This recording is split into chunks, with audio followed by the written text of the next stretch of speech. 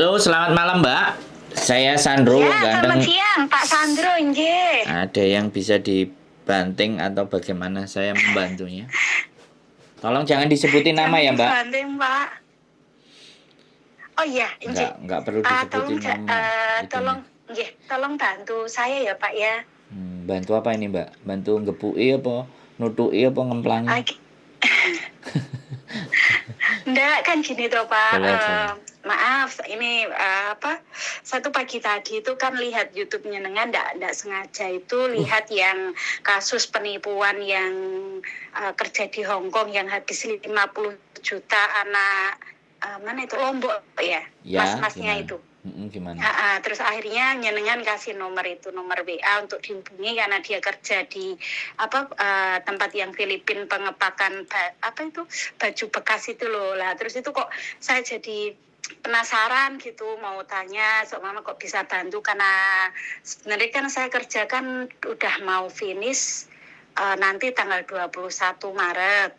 Terus? Nah sudah itu kan saya berencana itu sebenarnya mau pulang terus tapi karena kondisi suami sakit lagi maksudnya pernah maaf cerita dulu ya Pak ya umur 16 tahun atau ya jadi 35 tahun yang lalu lah karena suami sekarang udah umur 50 itu pernah kecelakaan sepeda motor. Lah akhirnya kan untuk tempurung ini lututnya itu kan retak atau pecah nggak tahu ya karena saya juga belum kenal waktu itu ceritanya gitu. Jadi sekarang kan sudah tua itu kadang kalau pas lurus gitu nggak bisa miring ke kiri ke kanan jadi kan pas kambuhnya itu kan memang susah untuk cari nafkah gitu. Terus akhirnya saya putuskan saya kerja ke Hong Kong gitu lah. Saya mau pulang anak-anak saya udah SMP, SMA, satu kuliah. Jadi ini tak pikir ya wis enggak apa-apa saya yang nyari nafkah, suami yang di rumah gitu pikir saya lah. Kebetulan kok teman ngasih tahu Mbak ada job untuk sopir. Suami saya memang biasa nyopir, maksudnya pernah bisa nyopir lah dalam arti memang juga pernah saya sendiri pernah punya mobil jadi kita pernah nyopir gitu. Saya juga ada SIM, saya juga tadinya juga di Indonesia itu jualan jajanan itu loh Pak, sales.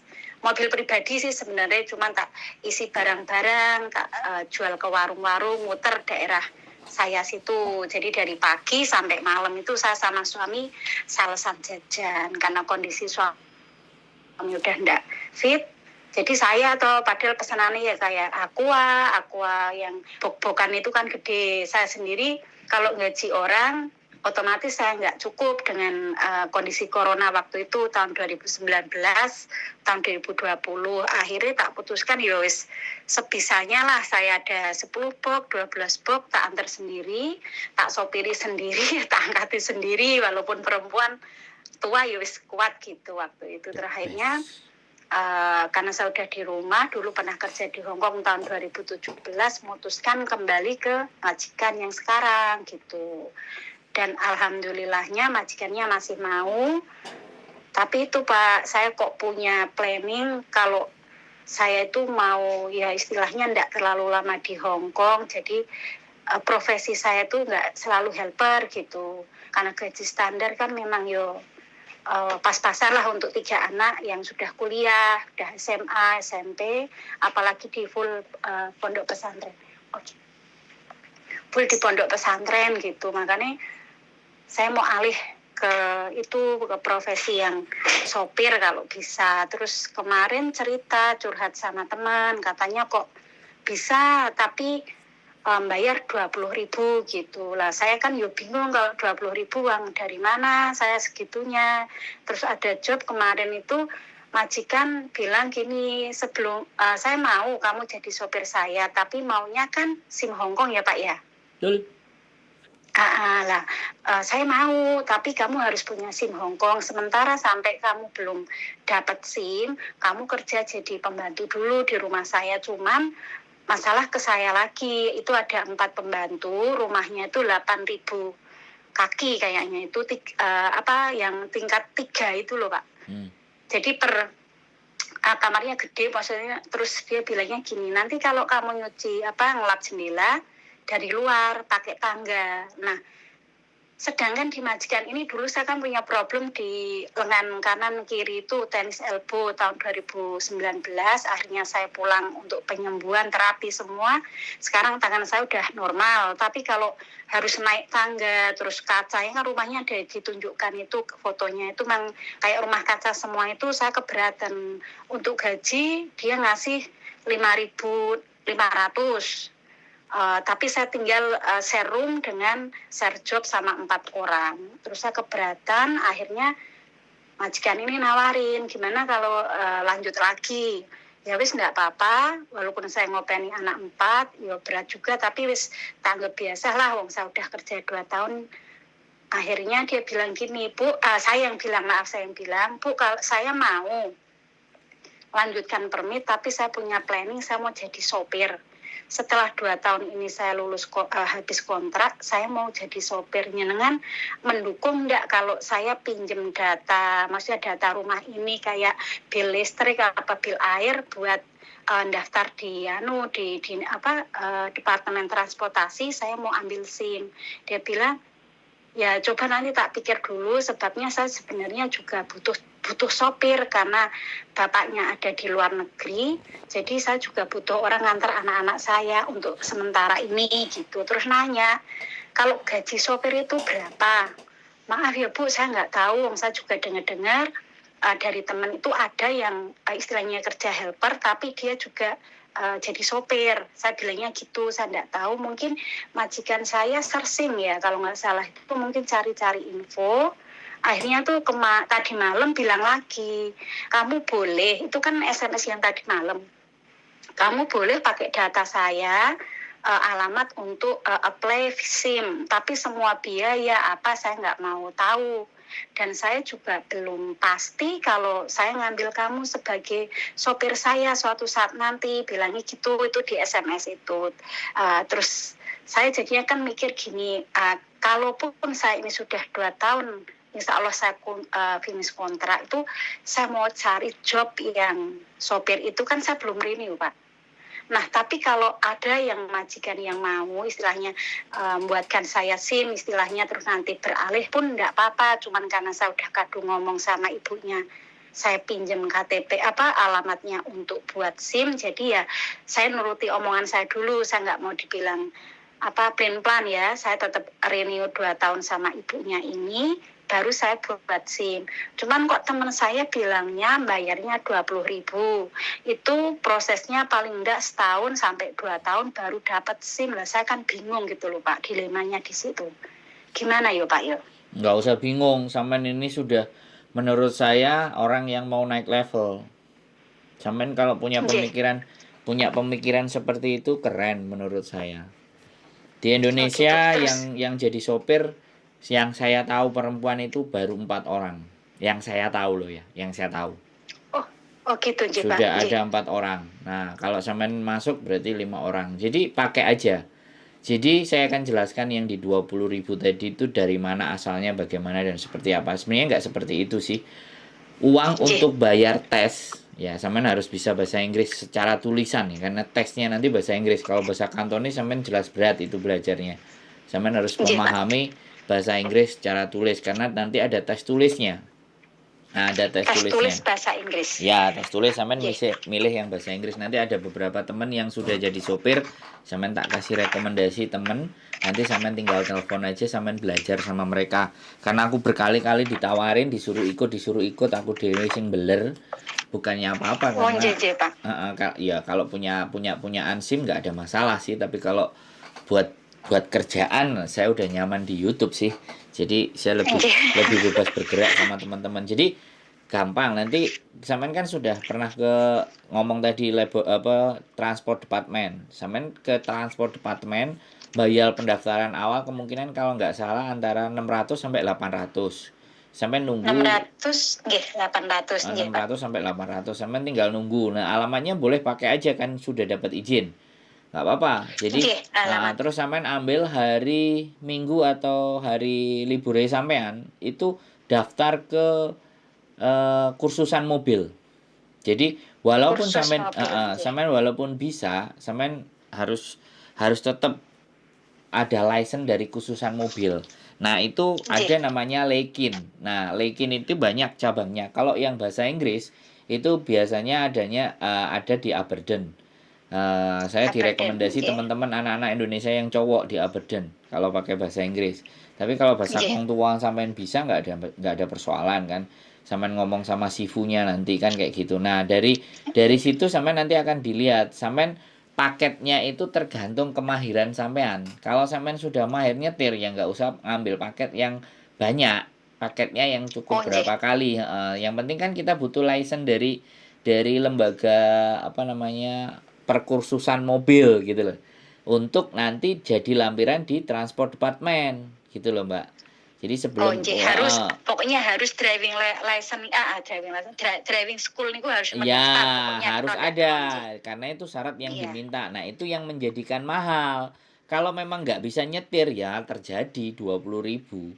Artinya gini loh, Oh, saya nggih, nggih. digambarin sekitar kalau 8.000, 7.000, 8.000 karena kita kan udah bisa nyetir dan temenku tahu aku di Indonesia kan bawa mobil apa aja kan pernah di Indonesia, jadi nggak ada masalah. Kalau temanku kan memang benar-benar nol, 16.000, dia pernah 16.000 sampai 12.000, itu 4 kali ujian SIM gagal semua teman saya. 4 kali, nggih. 4 kali Nggih, tes Pak. itu gagal semua, cuman dia kan sudah permanen residen karena dari ibunya. Nah kalau sampean boleh itu izin majikannya nggak apa-apa, nanti libur sampean ke Lekin cari info di Lekin prosedurnya bagaimana, bahasa kanton sampean oke cocok, udah clear, udah daftar di transport departemen, nanti nunggu jadwal ujian tulis. Nah ujian tulis sampean belajar.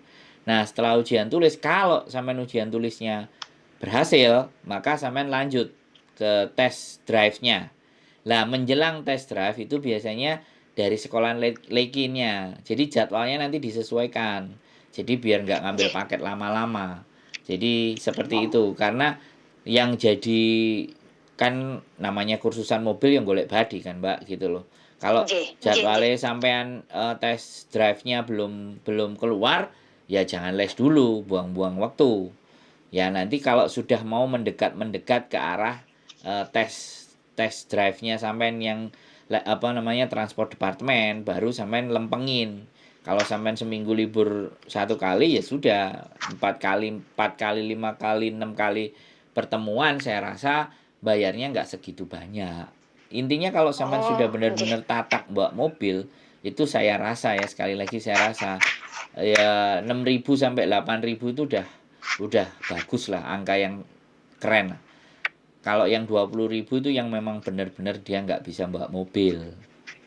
Oh, ngoten ya Pak, ya, iya. Nah, dari Tapi nol. kan, iya, sebentar. Ini kan saya kan ada simpang siur. Kemarin itu karena majikan saya kan orang Pakistan, Pak, yang di sini. Memang saya ngomong hari-hari kan pakai bahasa Inggris ya di sini jaga anak itu. Nah, itu tuh ngasih tahu saya gini, kamu itu kalau mau buat kan tadi rencana awal mungkin ibunya itu mau pakai saya untuk ngantar anaknya sekolah yang kemarin pas ditanya saya mau ndak kalau kamu renew itu, kok akhirnya karena sudah tahu untuk biaya gaji untuk drivernya itu tinggi, mungkin ibu kan yo mikir anaknya 4, yo mending dia sendiri nak 16.000 apa 10.000 plus kan dia mungkin mikir disesuaikan dengan gajinya kali. Jadi kok sekarang bilangnya masih mikir-mikir dulu mungkin atau jadi apa nggak jadi untuk ambil yang driver itu. Saya sih nggak masalah, cuman temennya udah kadung ngomong ke saya gini, untuk mempermudah coba kamu ajukan untuk internasional license permit IDP itu international driving permit sanjange ngoten, itu lebih mudah untuk ngecek data kamu dari Indonesia kalau kamu itu benar-benar bisa nyetir. Jadi tidak perlu untuk sekolah lagi, bilangnya gitu. Nanti tak antarkan kalau kamu sudah punya driving license itu. Sebentar Pak, nggih, sebentar. Ditelepon sama majikannya. Ya begitulah. Tapi ini termasuk cerdas. Jadi pertanyaan yang kali ini bukan curhatan, diskusi yang kali ini diskusi yang istimewa. dan harapannya nanti ditonton sama teman-teman semuanya dan semuanya mau mengupgrade skill atau kemampuan untuk mendapatkan gaji yang istimewa. Karena sekali lagi kalau kalian kalau kalian bisa memiliki SIM itu kapanpun mau balik ke Hong Kong, SIM kalian itu yang menjadi yang bisa membuat kalian mendapatkan pekerjaan yang lebih. Maaf majikan tadi telepon, ngecek anaknya kok nggak di rumah katanya. Lah itu maksudnya dia tuh bilangnya, maaf yang bapak temennya bos itu bilangnya gitu, saya suruh apply dulu untuk driving permit itu sudah yang internasional, sudah itu nanti nganterin saya ke Admiralty apa Wance Iya, Admiralty. Saya kurang jelas. Admiralty.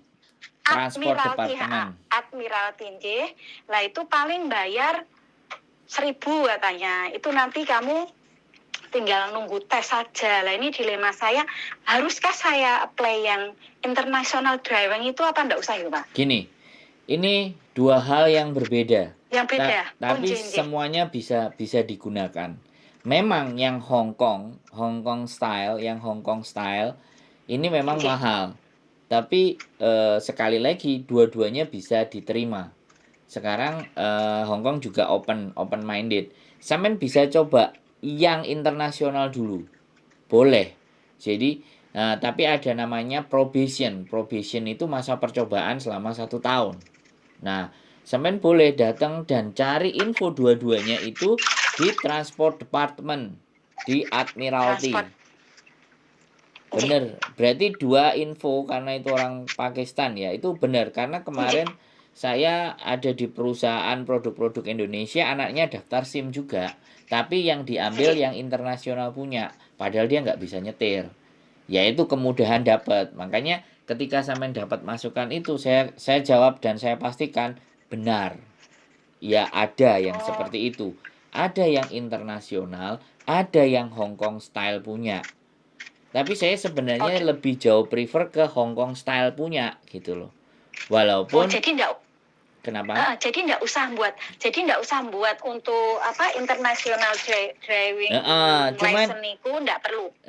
Gini, cuman biayanya yang versi Hong Kong punya ini jauh lebih mahal karena laikinnya tadi loh, schoolnya tadi loh. Schoolnya. Yang jadi mahal itu karena itu swasta punya, bukan pemerintah punya. Nah, makanya tapi kalau sampean mau pangkas biaya ya internasional. Makanya nanti yang internasional cross check nama sampean. Dan KTP sampean Indonesia nanti dicek apakah memang benar sampean itu pernah di sana dan sampean tahu sendiri Indonesia dapat SIM itu ada yang ujian, ada yang enggak ujian, saya aja enggak ujian. Jadi seperti itu. Jadi makanya ini 2 hal yang berbeda dan dua-duanya sudah bisa memberikan keuntungan buat sampean. Terserah sama sampean. Nanti mana sampean yang lebih yakin? Kalau saya lebih prefer ke yang Hong Kong style, Mbak. Oh gitu, Nah, suatu saat nanti ketika sampean sudah selesai kontrak dengan majikan itu, selama SIM itu 10 tahun, Mbak. Selama sampean catatannya bagus, nggak nabrak, dia dikasih ada beberapa poin, dikasih batasan 35 poin. 35 poin itu atau parkir sembarangan, atau salah jalur, atau motong bagaimana, atau kecelakaan, itu poin bisa dikurangi, Mbak. Lah selama dalam 10 tahun sampai ternyata bisa mempertahankan poin di 1 tahun pertama, 2 tahun pertama, 3 tahun pertama, poin itu sampai nggak kena, maka kualitas sampai naik. Nah, gaji untuk sopir yang stay out, ya sekali lagi yang stay out berarti yang tidak tinggal sama majikan, itu average di angka 16, 17, 18. Itu pertama. Nanti kalau sudah expert bisa ke 21.000. Dan itu memang sangat amat dibutuhkan driver. Apalagi sampai pernah jadi CC, kemudian jadi driver. Itu sudah sangat istimewa. Bisa tinggalnya juga di luar. Kalau mau tinggal di dalam biasanya majikan ngasih gajinya rendah. Nah, dan tahu sendiri kalau driver itu pasti orang kaya di Hong Kong kalau punya mobil. Nah, biasanya sih seperti itu. wanita-wanita Filipina itu banyak yang jadi driver, tapi untuk Indonesia nggak tahu. Nah, mudah-mudahan ini jadi sampean ini bisa jadi bibit. Aku dari kemarin ngomporin orang-orang nggak ada yang berhasil. Lah ini nggak dikomporin udah kepingin sendiri. Yo bagus buat saya. Di Transport Departemen Admiralty itu semua sampean bisa tanyakan. Di situ sumber mau internasional drive license IDL ataupun Hong Kong drive license, menurut saya semuanya worth it dan bisa sampean kejar. Tinggal nanti sampean lebih pastikan ya kan informasi dari adiknya bos atau apanya bos tadi benar juga gitu loh. Temennya. Dan rata-rata orang Pakistan memang mau ngambil yang itu yang lebih murah gitu loh. Karena memang kembali lagi kesulitan di bahasa, sekali lagi nggak apa-apa. Makanya untuk memastikan bahwa sampean mau ambil yang mana nanti, sampean ke Transport Department. Sampean bertanya. Coba dulu di bagian informasi atau ada nomor teleponnya, sampean coba by phone dulu sebelum nanti kalau hari biasa libur baru sampean daftar.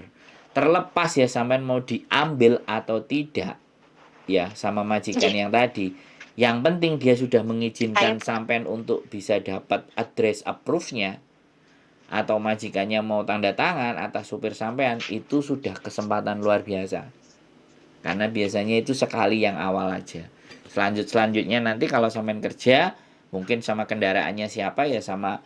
Nah, sampean cari pekerjaan dari Indonesia pun ke Hong Kong kalau drive banyak. Aplikasi-aplikasi yang cari sopir banyak, Mbak. Aku ditawari berkali-kali tapi ya nggak ngerti, aku nggak interest. Aku interestnya ngobrol sama sampean-sampean ini loh.